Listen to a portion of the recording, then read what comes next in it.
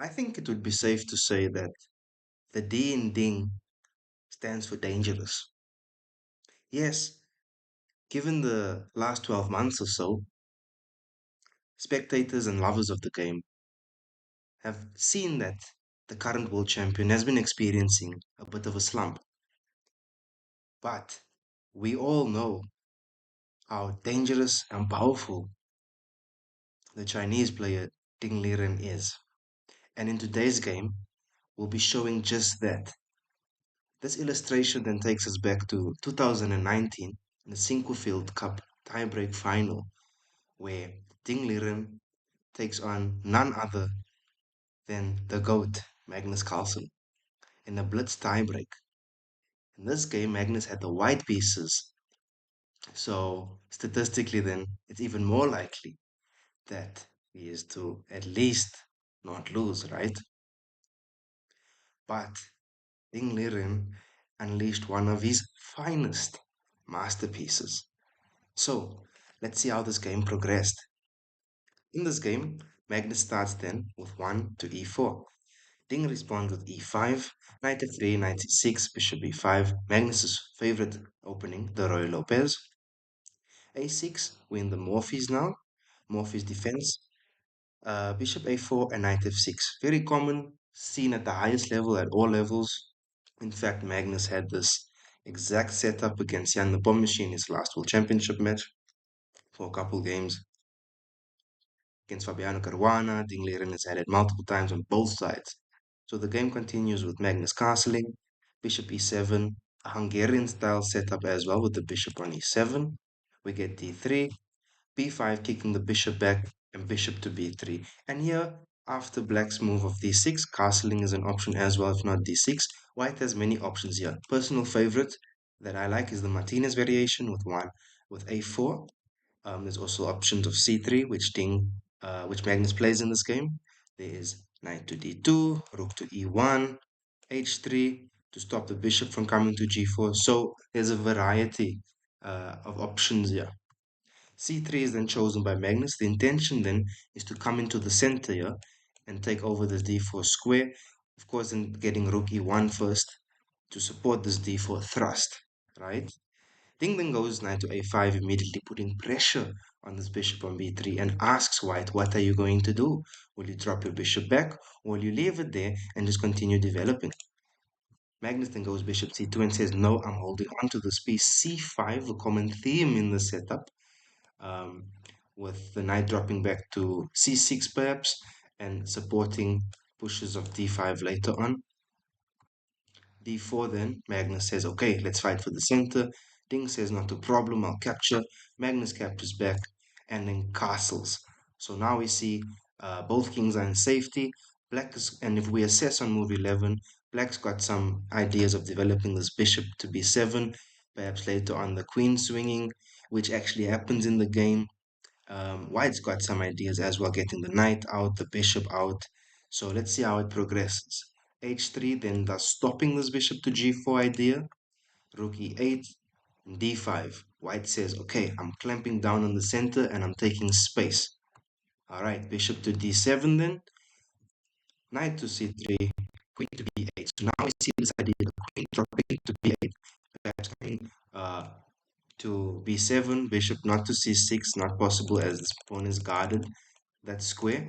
But we might see the queen coming to b7, the bishop dropping on this diagonal. A lot of play will happen on this diagonal, seemingly, yeah?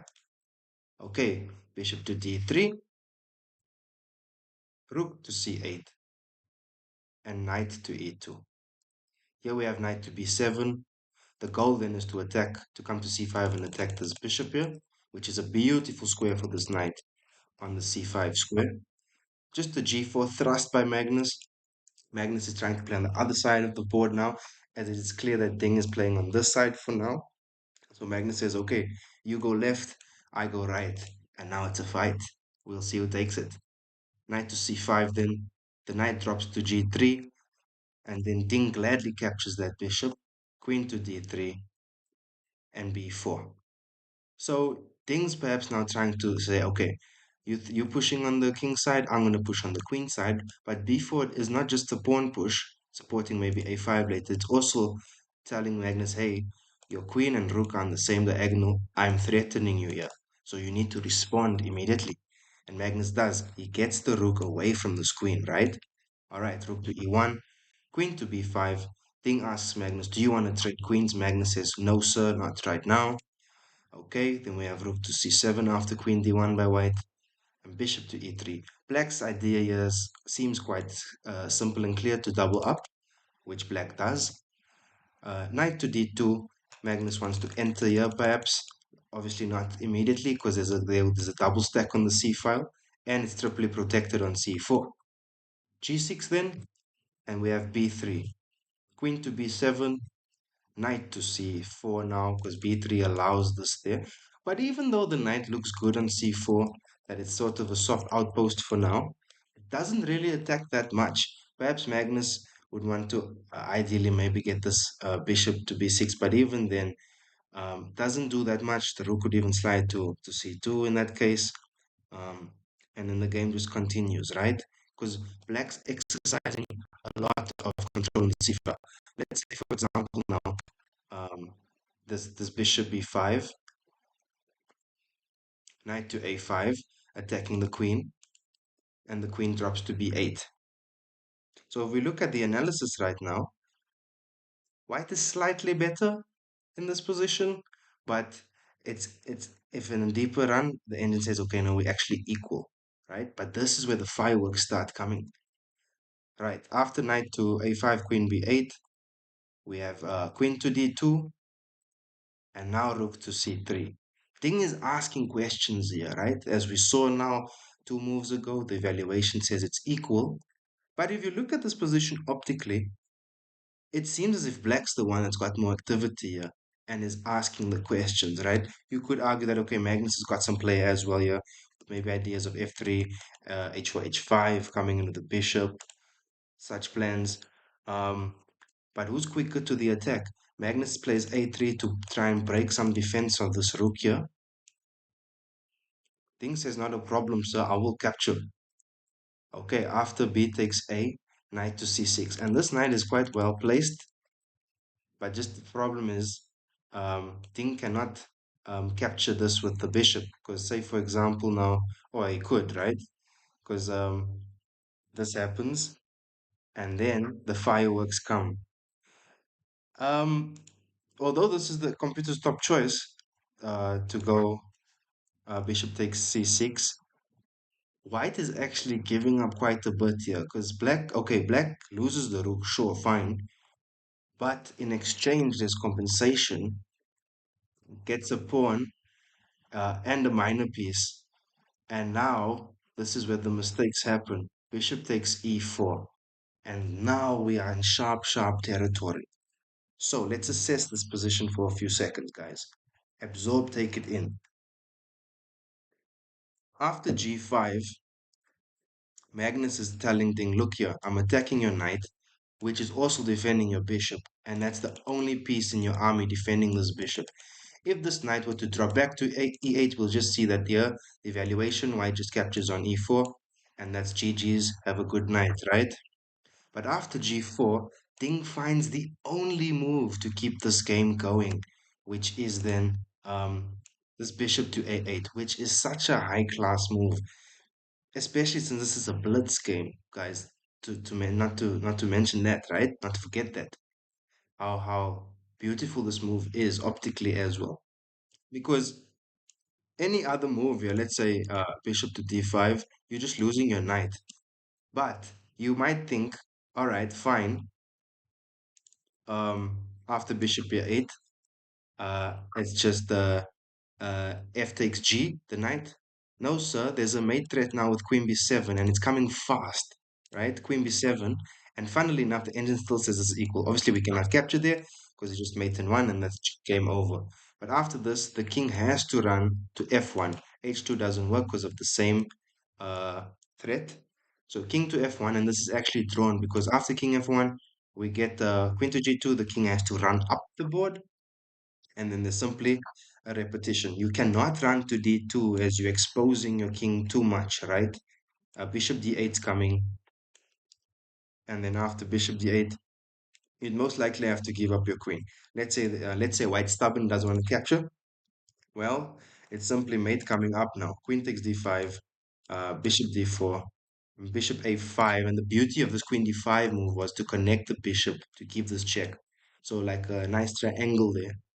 And from after that, there's not much to do. It's b4, you capture, queen to e2, rook to c2. And this is where we see the importance of those rooks coming alive on that c file, right? Bishop to d1, simply mate. It just looks very nasty for white in that setup. So after bishop takes e4, as mentioned, we got g5, and then the correct move, bishop a8. And now Magnus goes, queen takes a6. And this is where black starts standing a bit better. And Ding plays this so accurately going forward. We get knight to d5, attacking here. Okay, following that is bishop to a7, attacking the queen. Okay, queen to c7, rook e to c1. Ding gives up his queen because we're about to see some powerful tactics here. This bishop is lasering on the a8 h1 diagonal. This rook is coming as well. So let's say if this happens right now, for example, and that knight's not on g3, this is checkmate, right? And the knight on d5, black's knight also gone. So we can see a sort of um, medium to long term pattern, possible checkmating pattern or mating net that could form here, right? So after that, it's rook takes c1, king h2, bishop c6. This bishop must remain on this diagonal now. And it's good that Ding finds this move, bishop to c6, because the rook is guarding it. There is protection there. So this rook is a multi-purpose at the moment. It's defending on c6 and it's threatening mate indirectly or in the long term on the h file. So queen takes a3, we have bishop takes g5, and now we can see how Ding's army is invading in. If Ding can get bishop f4 and this move again, rook to h1, maybe the knight drop to e7, it's checkmate because the knight is pinned to the king here, right? So queen takes on d6. Ding says not a problem. I'll just play bishop to f4 and threaten this move. Now it's becoming even more likely. And we'll see here, Magnus doesn't have a lot of checks left here to give. Bishop c5, threatening queen f8 checkmate.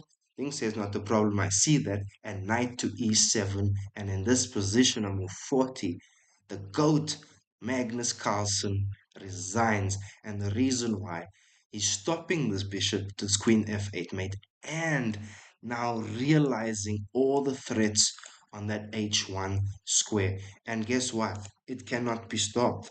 The only way you can prolong this is to go queen d1 and you just take. This knight cannot go anywhere because the bishop is eyeing in on that king. It's pinned to the king, right? So you could go even f3, not a problem. It's still leading to mate. All roads lead to mate. So, guys, thank you very much for tuning in. I hope you enjoyed this installment, today's video. And this is just to remind you all that this is your world champion and he's about to defend his crown in 1 week's time. So, let's not write Ding off because the D still stands for dangerous. Take care and keep pushing pawns.